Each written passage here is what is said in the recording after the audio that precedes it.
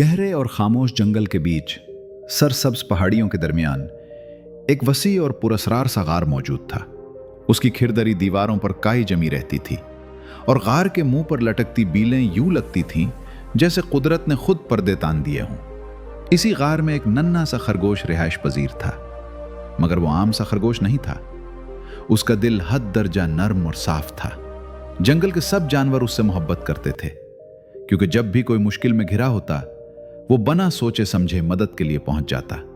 उसे न तारीफ की चाह थी, न मशहूर होने की ख्वाहिश। दूसरों के काम आना ही उसकी असल खुशी था। एक हुसैन सुबह जब शबनम घास पर मोतियों की तरह चमक रही थी, खरगोश बेदार हुआ तो पेट में हल्की सी भूख जाग उठी। कई दिनों से वो सिर्फ पत्ते खा रहा था और अब दिल किसी जरा खास चीज को चाह रहा था। काश आज कोई ताजा फल मिल जाए, या फिर एक गाजर ही सही। उसने दिल ही दिल में मुस्कुराकर सोचा। गाजर उसकी सबसे पसंदीदा खुराक थी। उम्मीद का दामन थामे वो गार से बाहर निकला और जंगल के अंदरूनी हिस्सों की तरफ चल पड़ा। ऊपर दरख्तों में परिंदे चहक रहे थे और नर्म हवा घास के मैदान में आहिस्ता आहिस्ता चल रही थी। अचानक उसकी नजर झाड़ी के पीछे झिलमिलाते हुए नौरंजी रन पर पड़ी। वो वाकई एक गाजर थी। खुशी से उसने छलांग लगाई और एहतियात से गाजर उठा ली। फौरन खाने के बजाय उसने सोचा कि उसे वापस अपने गार ले जाकर खाएगा।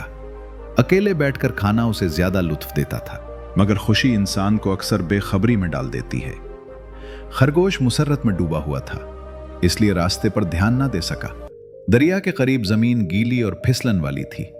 एक लम्हे में उसका पांव फिसला और वो आगे की तरफ लढ़क गया। घबराहट में उसने एक दरख्त की जड़ पकड़ ली, वरना तेज धारा उसे बहा ले जाता। लेकिन इसी झटके में गाजर उसके पंजे से छूटकर पानी में जा गिरी और आबशार के नीचे ओझल हो गई। थकन और मायूसी के आलम में वो आहिस्ता आहिस्ता वापस गार की जानिब लौटा। अब बस आराम ही उसकी ख्वाहिश थी, मगर जैसे ही वो गार के अंदर कदम रखता है, एक ठंडी सी लहर उसके जिस्म में दौड़ जाती है। कुछ ठीक नहीं था। जिंदगी में पहली बार खौफ ने उसे वहीं रोक लिया।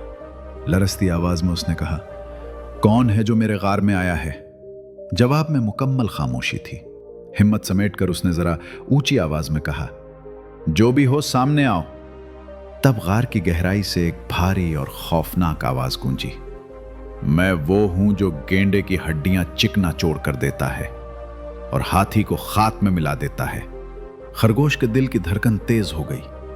वो सोचने लगा कि एक नन्हा सा जानवर इतनी खौफनाक ताकत का सामना कैसे करे। इसी वक्त एक भेड़िया वहां से गुजरा। खरगोश फौरन उसके पास दौड़ा। कान खौफ से झुके हुए थे। ए भेड़िया दोस्त, मेरी मदद करो, मेरे गार पर एक खौफनाक मखलूक ने कब्जा कर लिया है। भेड़िया फख्र से अकड़ा और बोला, डरो मत, इस जंगल में सब मुझसे डरते हैं। वो अकड़ कर गार की तरफ बढ़ा, दांत निकाले और गरजने लगा, मगर जैसे ही वही आवाज दोबारा गूंजी, उसके कदम लरस गए। गार की गूंज के आगे उसकी धाड़ कुछ काम ना आई। वो शर्मिंदगी से बड़बड़ाया, ये काम मेरे बस का नहीं, और झाड़ियों में जा छुपा। कुछ देर बाद एक शेर आया। खरगोश ने सारी बात दुहरा दी। शेर को याद आया कि एक बार खरगोश ने उसके साथ खाना बांटा था। फिक्र न करो, शेर ने एतमाद से कहा, मैं ज्यादा ताकतवर हूं और मेरी धाड़ बहुत जोरदार है। वो आगे बढ़ा और पूरी कुव्वत से धाड़ा, मगर फिर वही खौफनाक आवाज गूंजी, मैं वो हूं जो गेंडे की हड्डियां तोड़ देता है और हाथी को मिट्टी बना देता है। शेर का हौसला भी जवाब दे गया। चंद लम्हों में वो भी जान बचाकर भाग गया। इसके बाद एक गेंडा गुस्से में गार के करीब आया। मेरी कौम को धमकाने की जुर्रत किसने की? वो गिर जा।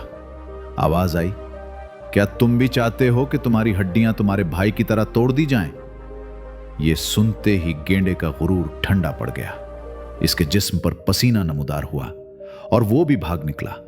आखिर में ताकतवर हाथी आगे बढ़ा, लेकिन जैसे ही उसने वो हौलनाक गूंज सुनी, उस पर भी खौफतारी हो गया।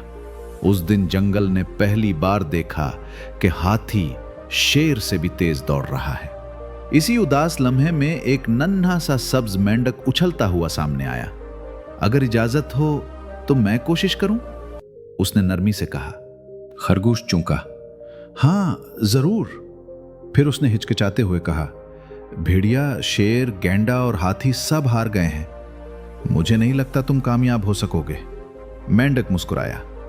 शक होना फितरी बात है, मगर कोशिश करना भी जरूरी है।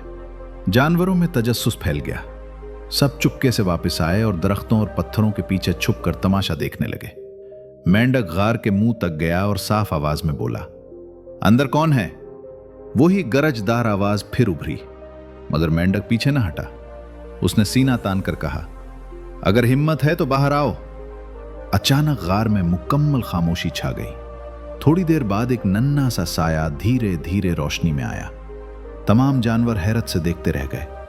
वो कोई बहुत बड़ा अफरियत नहीं था।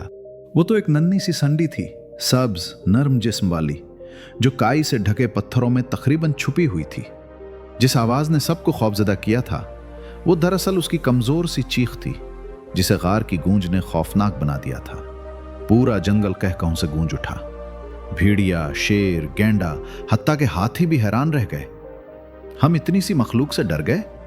खरगोश भी हंस पड़ा और उसके दिल का बोझ हल्का हो गया। संडी उस हंगामे से बेखबर मजे से एक पत्ते की तलाश में आगे बढ़ गई। असास दिन के बाद खरगोश का गार हंसी और कहानियों की जगह बन गया। जानवर वहां इकट्ठे होकर उस खौफनाक अफरीत का किस्सा दोहराते, जो असल में सबसे छोटा और बेजरर निकला था।